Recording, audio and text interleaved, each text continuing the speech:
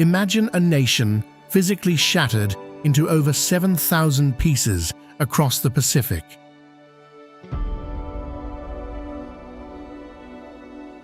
A place where a single journey drags you through silent volcanic shores, endless tropical storms,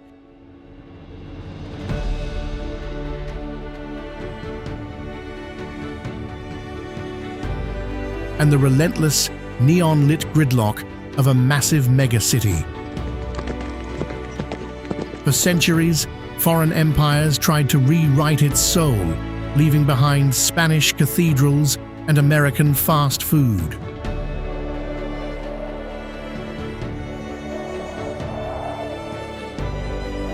By all logic, a land this geographically fractured and battered by history should be entirely disconnected.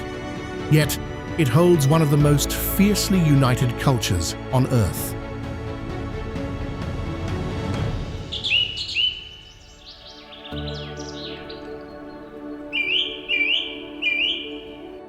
So how does a country torn apart by the ocean forge such an unbreakable identity? What invisible thread binds these thousands of floating islands into a single beating heart?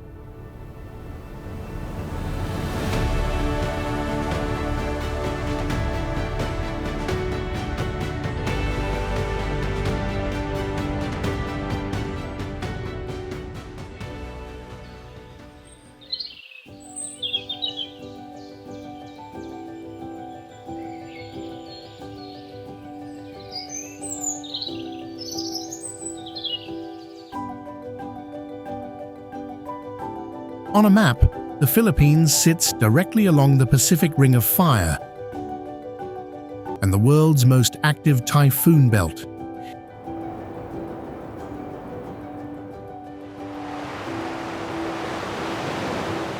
It sounds like a geographical trap, but when you step out onto the streets of Manila or a remote provincial dirt road, the first thing that hits you isn't a sense of danger. It's the sheer intensity of life. There are three things in absolute abundance here: suffocating humidity, sudden downpours, and makeshift basketball courts.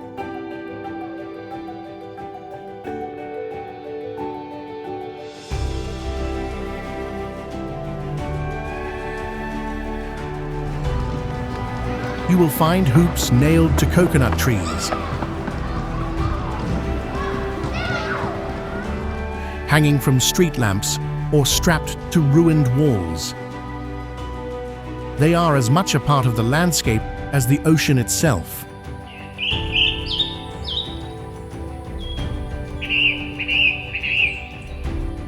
Nature here doesn't just surround you, it dictates everything.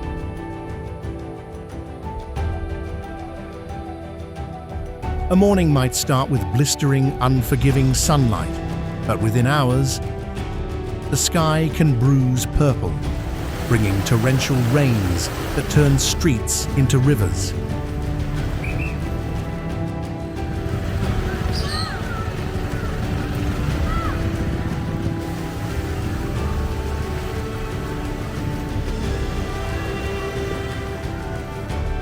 In most modern cities, a knee-deep flood means everything stops.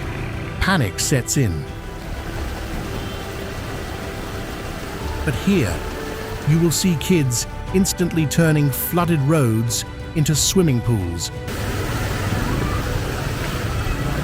and street vendors calmly pushing their carts through the water, still shouting out to sell hot snacks.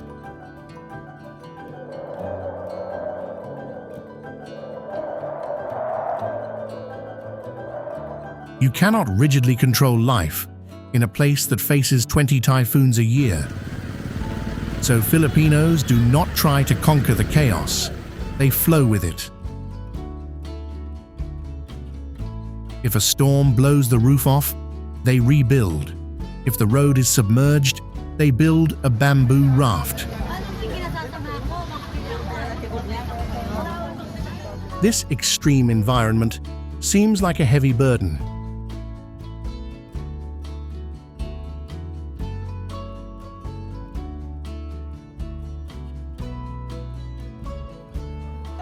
But over time, you realize it is the very forge that shapes their character. The relentless storms and fractured geography don't isolate them. Instead, it forces them to realize they cannot survive alone. And that is when you discover what truly holds these islands together.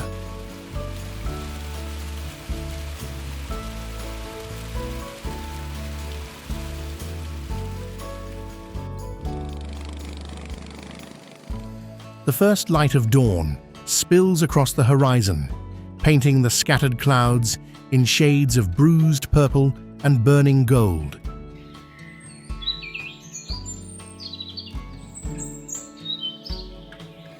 A gentle breeze carries the sharp scent of sea salt and damp earth inland. You hear the rhythmic pulse of morning. A solitary rooster crows, answered by the steady crash of low tide against the coral rock.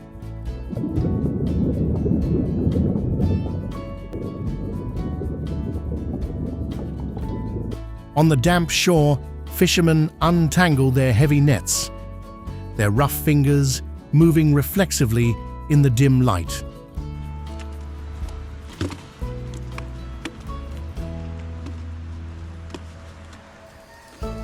Walk up the sandy path into the heart of the village. The wooden shutters of a sari-sari store swing open. This is not merely a place to buy goods. The sari-sari is the beating heart of the neighborhood.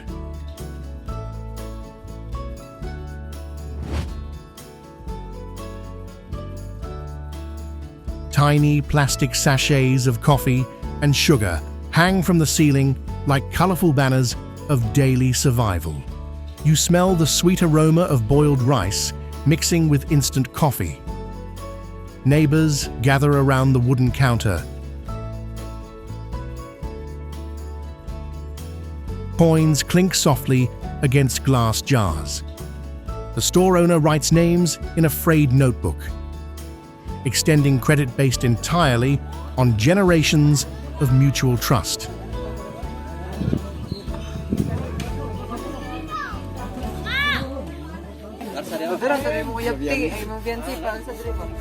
Here, a handful of rice is not just a simple transaction.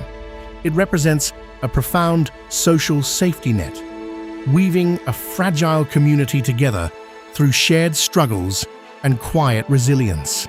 Look toward the shallow water, where the Sama Bajau, the ancient sea nomads, greet the exact same sun.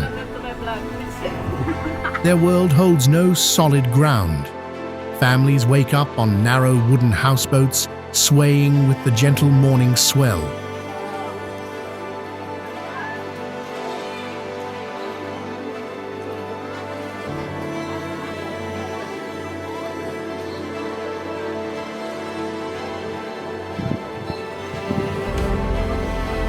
Children step directly from their sleeping mats into the cool, clear water, diving into the depths with their eyes wide open.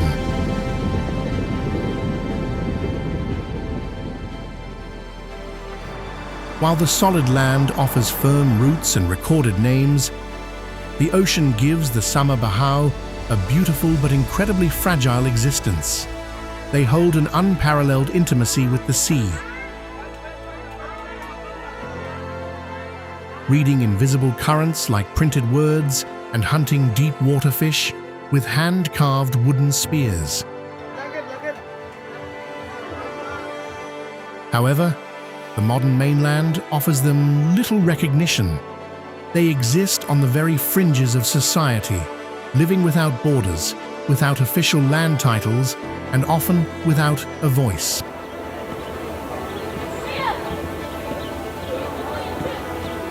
As the tide pulls away from the shore, it mirrors their precarious livelihood.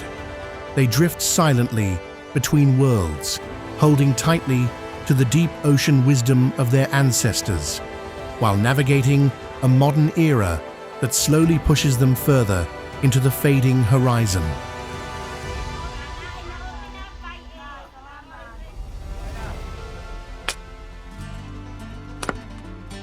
Let the golden afternoon light shift into a brilliant explosion of color.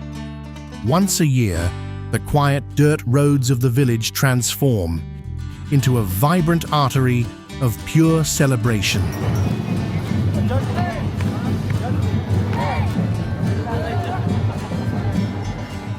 This is the fiesta. It is a stunning collision where deeply rooted Catholic devotion seamlessly meets the ancient, spirited rhythm of island folklore.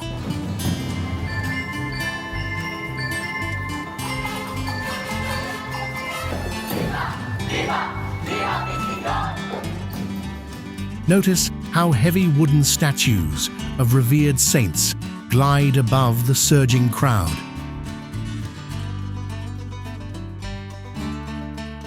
Their velvet robes catching the fierce tropical sun. Right below them, bare feet stomp fiercely to the primal beating of stretched leather drums, blurring the line between holy prayer and earthly joy.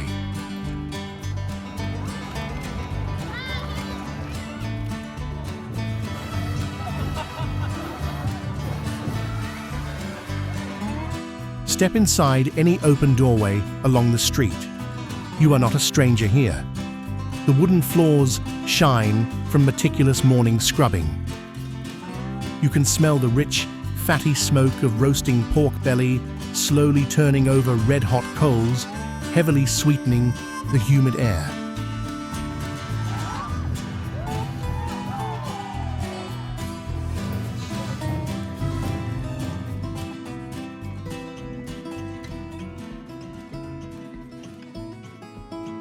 Long bamboo tables groan under the immense weight of endless dishes, offered freely to absolutely anyone who walks past.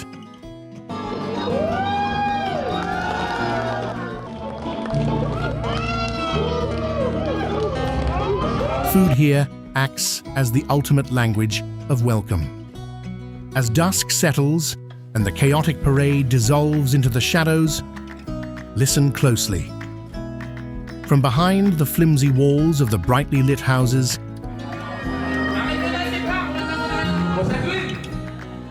the amplified echoes of karaoke machines reverberate through the silent night. A slightly off-key ballad floats gently into the dark street. Do not mistake this for mere casual entertainment. Belting out a familiar love song is a profound communal ritual.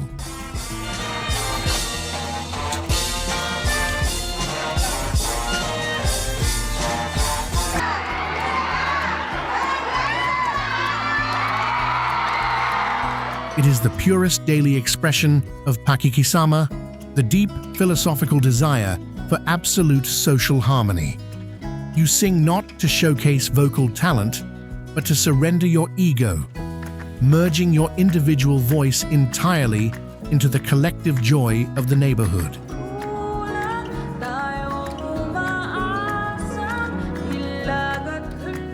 Beneath this comforting noise lies an invisible, unbreakable web of human loyalty, known locally as utang. It signifies a profound internal debt of gratitude.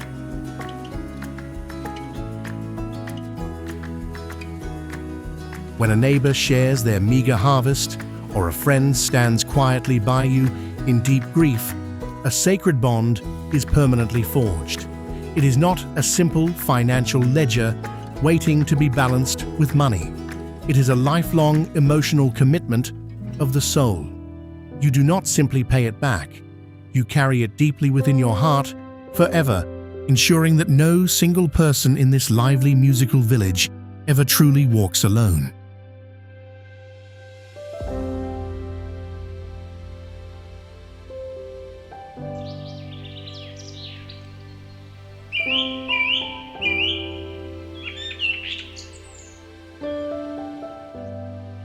Step back from the open water and walk into the warm shade of the village.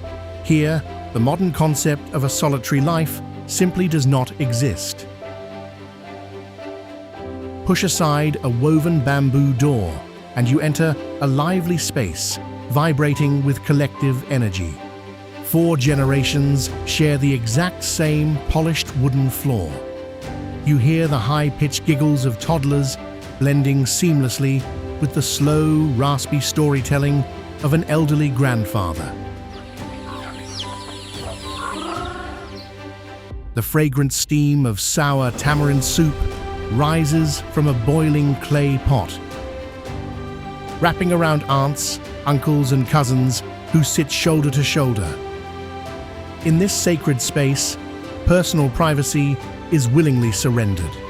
It dissolves into a profound, comforting sense of absolute belonging.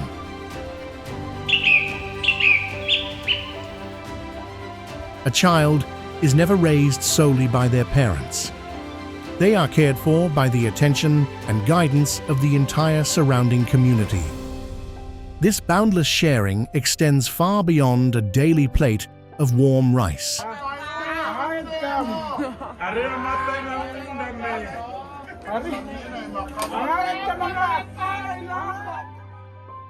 It is woven directly into the walls of their ancient architectural masterpiece, the Bahay Kubo. Look closely at this indigenous stilt house. Crafted entirely from dried nipa palm leaves and hollow bamboo stalks, it possesses a brilliant, living design. The porous walls allow the suffocating tropical heat to escape effortlessly, while the flexible bamboo joints sway gracefully against the violent tremors of frequent earthquakes.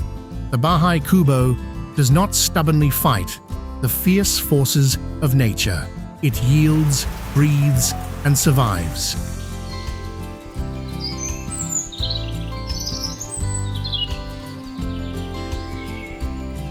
Yet the true magic of the Bahay Kubo reveals itself when a family needs to relocate to a new plot of land. Witness the ultimate manifestation of Bayanihan, the timeless spirit of communal unity. Dozens of neighbors gather beneath the heavy wooden stilts. They do not ask for money. They do not expect a reward. Uncle Mervin. Bare shoulders press hard against the thick bamboo beams. With a loud, synchronized shout, the entire house rises from the damp earth. You hear the dry palm leaves rustling loudly as the structure slowly floats down the dusty dirt path, carried exclusively by human muscle and unbreakable solidarity. The heavy burden of one family instantly becomes the shared weight of many.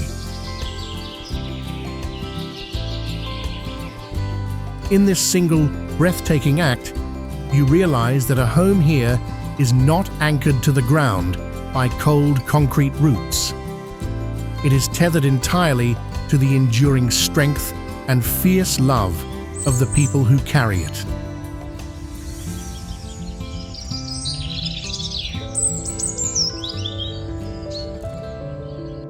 When the sun finally dips below the ocean line, a fragrant haze of wood smoke blankets the island. Follow the scent of crushed garlic and rendered pork fat into a dimly lit wooden kitchen.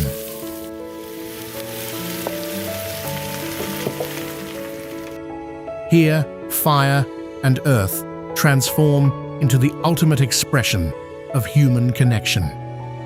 At the very center of a worn wooden table sits a massive steaming mountain of white rice. It is the steady anchor of the household.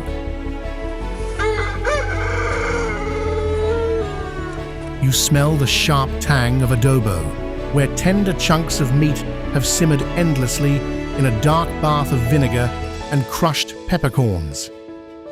Beside it, the bright steam of sinigang rises from a clay bowl, carrying the unmistakable essence of sour tamarind.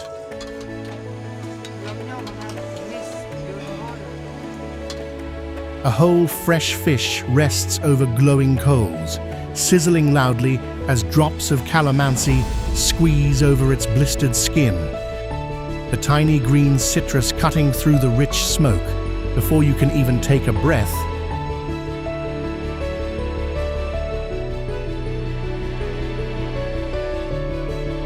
an elder spots you lingering in the doorway. Come inside. Have you eaten? This is not a polite inquiry.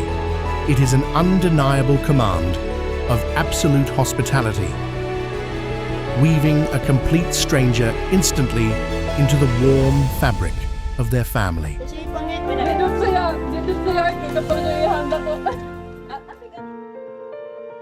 Sit down, but do not look for heavy silver spoons or metal forks. Watch the grandmother as she gently presses warm rice and a sliver of savory fish between her bare fingers. This is kamayan. By removing the cold barrier of metal utensils, the human skin connects directly with the nourishment of the earth. You feel the physical heat of the broth, the soft texture of the grain. It is a deeply intimate, tactile surrender to the daily meal.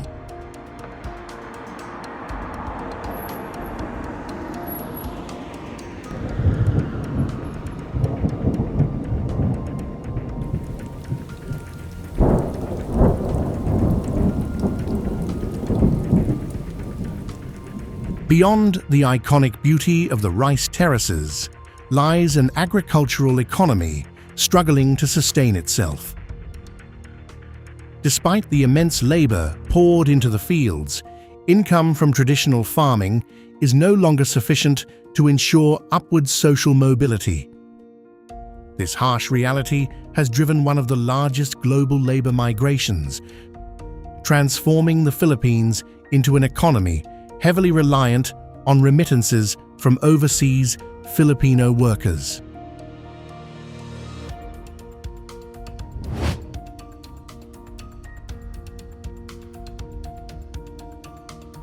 This multi-billion-dollar influx, symbolized by the balikbayan boxes, serves as a lifeline for domestic consumption, but it extracts a steep sociological toll, the fragmentation of family structures, and multi-generational psychological trauma.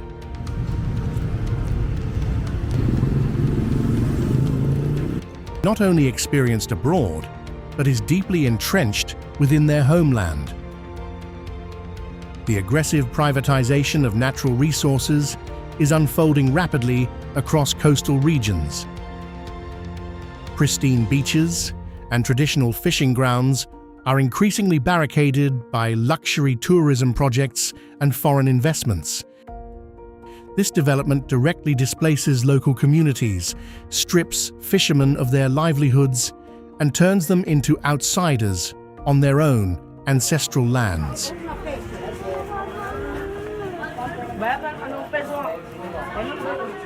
The consequences of this systemic impoverishment are most evident in the Tinggi culture, the sachet economy.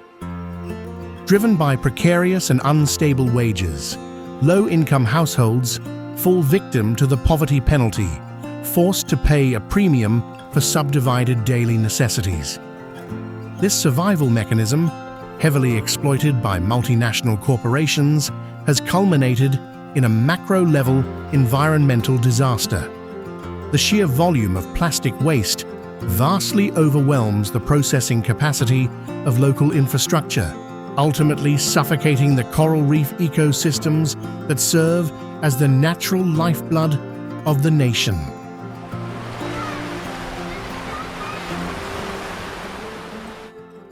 Despite the stark geographic divides, the rural education system stands as the ultimate beacon for generational upward mobility.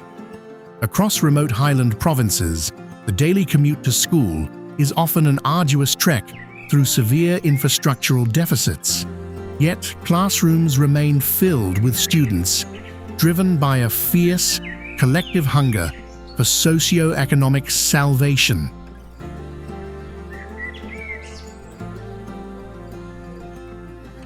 In these isolated communities, the local teacher is not merely an educator.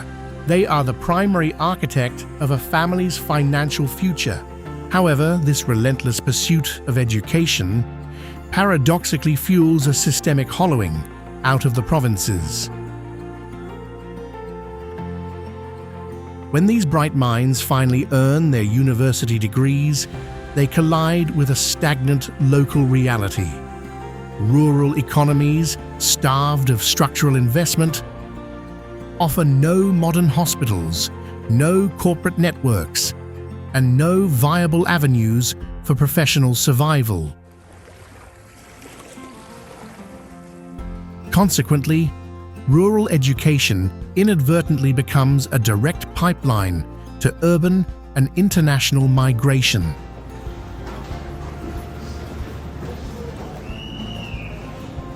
This massive brain drain is rarely driven by individualistic ambition. Instead, it is governed by an unwritten socio-economic contract, resting squarely on the shoulders of the Panganay, the eldest child.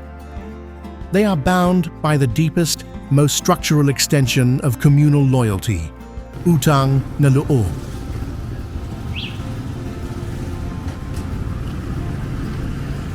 To repay the monumental financial sacrifices made by their parents, the eldest willingly surrenders personal dreams of developing their hometown. They accept the agonizing isolation of distant megacities to funnel capital back to their younger siblings. The rural islands consistently bleed their brightest talents into the horizon, systematically exporting their youth not out of abandonment, but through a deeply ingrained, sacrificial devotion to the family line.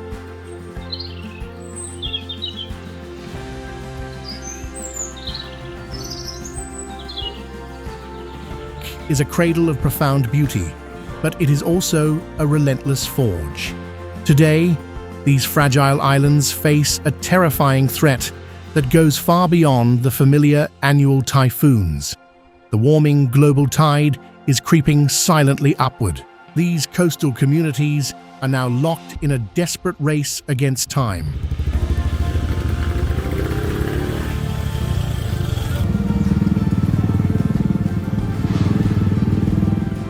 Confronting the agonizing reality that the ocean may eventually swallow their ancestral homeland entirely. When the storm surge breaks and dark waters claim the village, the aftermath reveals the true core of this nation. Before the debris even settles, that exact same spirit of Bayanihan, the one that effortlessly lifts a wooden home, awakens to rebuild shattered lives. Bare hands clear the heavy wreckage. Neighbors reconstruct collapsed walls without a single whispered request for payment. This unshakable resilience goes far beyond mere survival. It is deeply rooted in the ultimate unifying philosophy of the islands, Kapwa.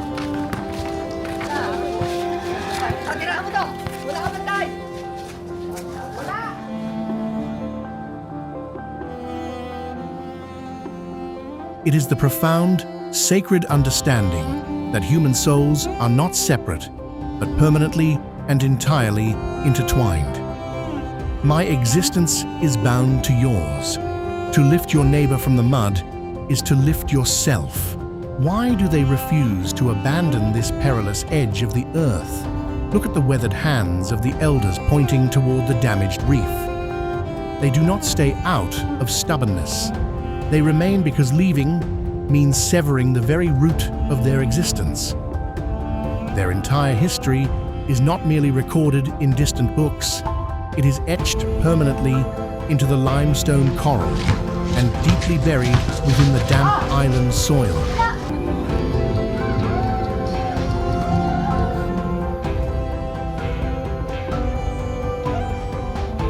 They accept the terrifying wrath of the sky and the creeping ocean because the immense, unbreakable thread of Kapwa, the fierce love binding their community, will always be infinitely stronger than any rising tide.